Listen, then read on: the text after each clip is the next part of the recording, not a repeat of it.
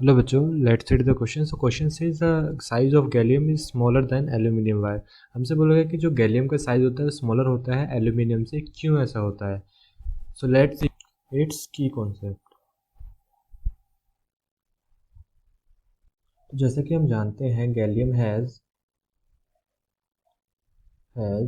More number of shells in it than aluminium। जैसे कि हम जानते हैं कि जो हमारा गैलियम है उसके अंदर ज़्यादा शेल्स होती हैं एल्यूमिनियम से। तो इस अकॉर्डिंग क्या होना चाहिए? तो जो हमारा according to this gallium should have larger size than aluminium। तो इसके अकॉर्डिंग जैसे कि हम जानते हैं गैलियम के अंदर ज़्यादा नंबर ऑफ शेल्स होती हैं एल्यूमिनियम से, तो इसके अकॉर्डिंग क्या होना चाहिए था कि जो हमारा गैलियम है वो ज़्यादा बड़ा होना चाहिए था एल्यूमिनियम से। ट्रेडिशनली तो ऐसे ही होना चाहिए था, बिकॉज जिसके अंदर ज़्यादा नंबर ऑफ शेल्स होंगी वही इतना ज़्यादा बड़ा होगा। लेकिन ऐसा होता नहीं है। ऐसा क्यों नहीं होता है? Let's find out the reason. तो रीज़न क्या है इसका? Because gallium has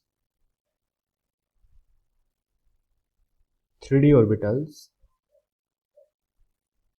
because gallium के पास 3D ऑर्बिटल होती है और एल्यूमिनियम के पास नहीं होती है, जिससे क्या होता है 3D ऑर्बिटल की वजह से which has poor shielding effect poor shielding effect poor shielding effect and due to this poor shielding effect which results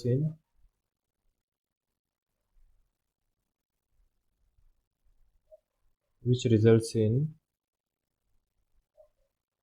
more effective nuclear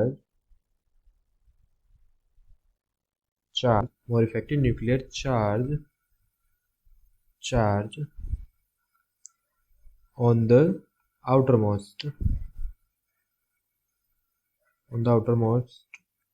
shell electron than aluminium।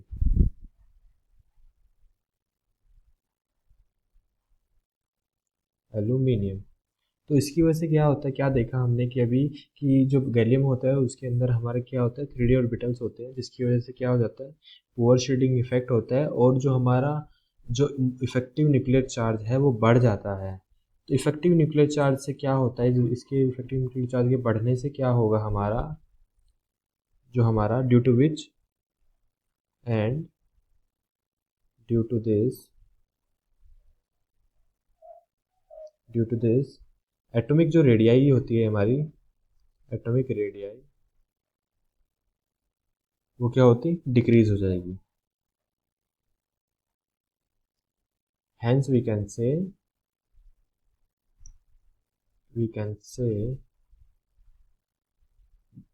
जो हमारा गैलियम है, gallium is smaller in size